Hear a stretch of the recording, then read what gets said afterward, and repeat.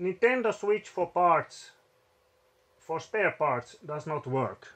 That's everything that was said in the listing. And so I thought that okay, I need to ask something at least. So I asked a few things. What happened to the Switch? For instance, if it has got water damaged, or have been opened before, maybe been dropped. Yeah, tried to be fixed. And the only thing that the answer that I got was that it did not take in any water. It was only open to try to change the battery. And that's it. So apparently it has been opened. Okay, so 145 euros. I bought all this stuff for with shipping. So the deal is good if I can get it to work. So let's begin and let's see what kind of charge it takes. Okay, let's see now. Let's have a look at the port first. The port looks fine. Also, this is a moddable switch, which is important. So if we have problems, at least we can try to inject something into it. Okay, so let's see.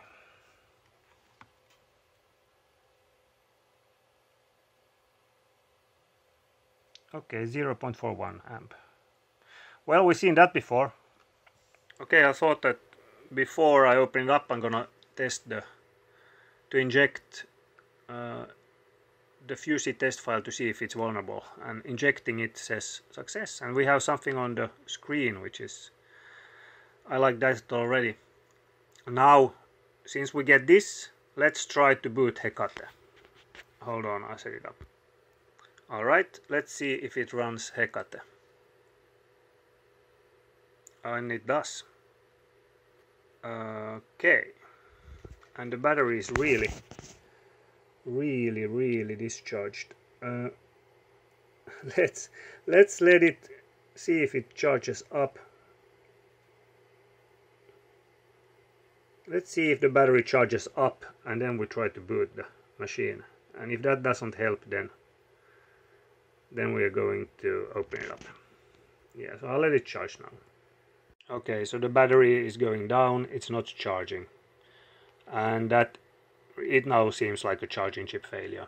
Everything else is fine, so let's open it up. Let's do that now.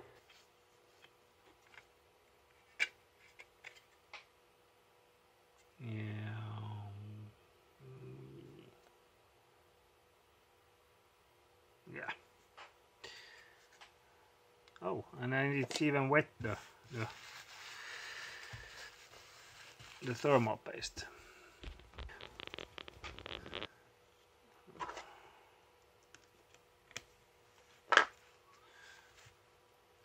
At least there is no water damage, finally. And yeah, it has not been opened. Oh yeah, beautiful. So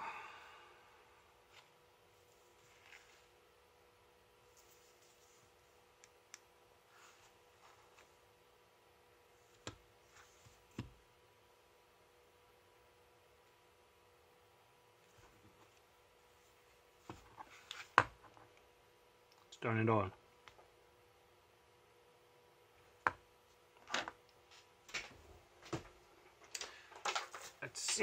Let's see now. Now we got a full battery.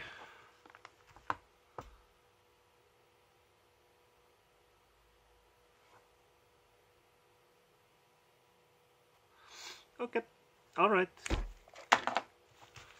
Well, that was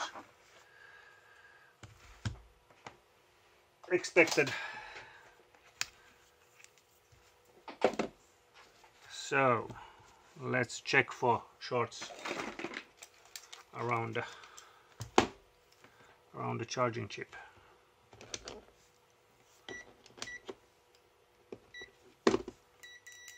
Let's see if it's this one right here. No, it's not that one.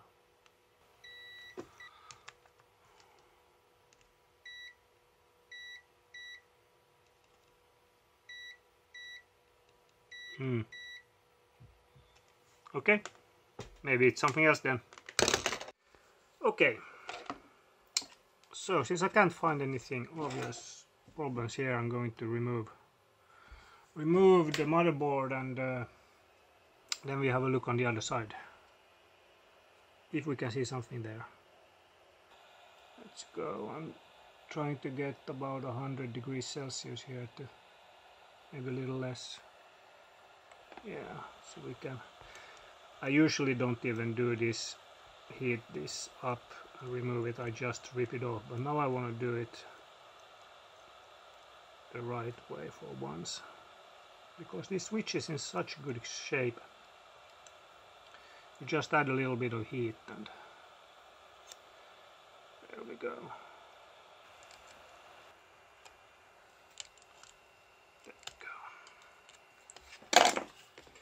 Alright, so now we can put it back when we're done. Now I'm going to remove the motherboard, and then I'll get back to you. Okay, I removed the motherboard, and I have to say it's the cleanest looking motherboard I ever seen. There's absolutely nothing, and I can find nothing that it would indicate any problem anywhere. I checked some caps around a little bit everywhere, and nothing, everything just looks good. Now I was wondering a little bit, could it be the eMMC chip? So what I'm gonna do is put it back together again, run it into Hecate, and see if I can get response from the eMMC chip. If I can, I know it's not that. And once we're at it, we can see if we can run custom firmware into it, because I haven't even tried that. So let's just put it back together again and do that, because this looks so good. I'm not gonna go and mess around with anything yet, only when I'm sure about something. So let's do that. Okay, let's see if we can boot Hecate again. We can. Excellent. Now we go to console info and eMMC. Okay, it can read it. Now I'm going to try to run custom firmware for it. I didn't even do that, and if it launches, then we just have a software error, which would be an easy fix. Okay. Failed to apply no switch. Press power to continue. Press volume to go to menu. Power to continue.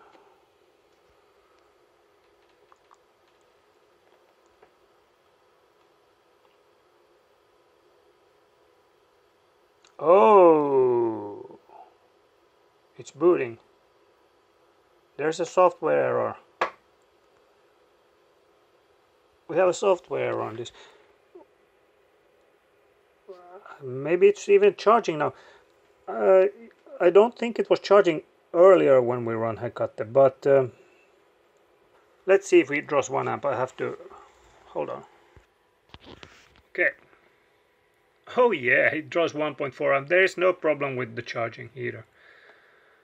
Okay, so I think I know what happened here.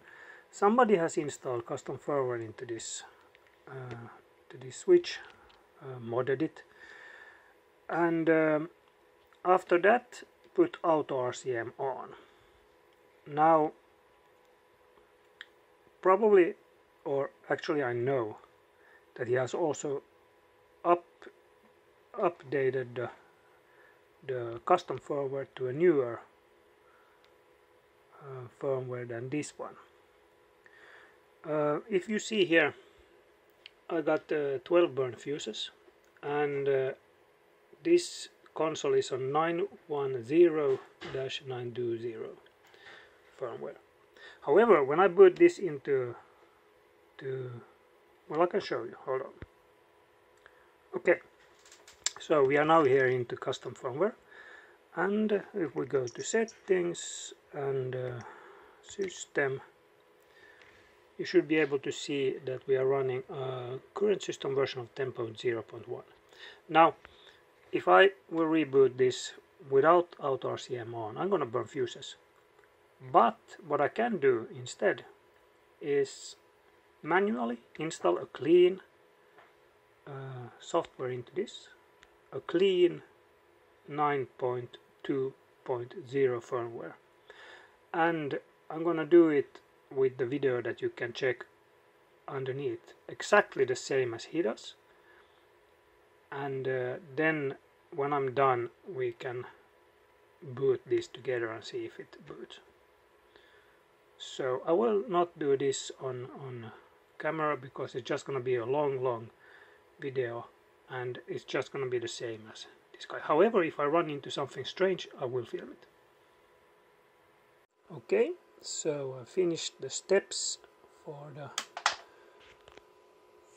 the manual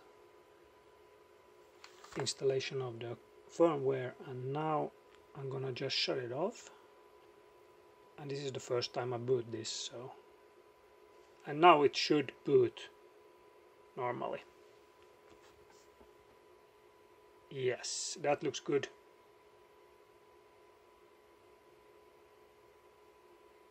Yeah, come on. Yes. Yep, it was software error on this. Okay, so if you get an error like this, you need the .NET Core 3.1, and you can install it from here. There is the address, .NET Desktop Runtime 3.1.13 for instance. You just pick the x64 and install it, and then you will be able to run the eMMC without problem. That I noticed was that my partitions were in different order than this one. Otherwise they were all the same though. The last thing was to get the crypto and the tweak key from the BIS key. And you have to split it in the middle. So the first part is the crypto and the second part is the tweak. Then you just add it in here. Boom boom.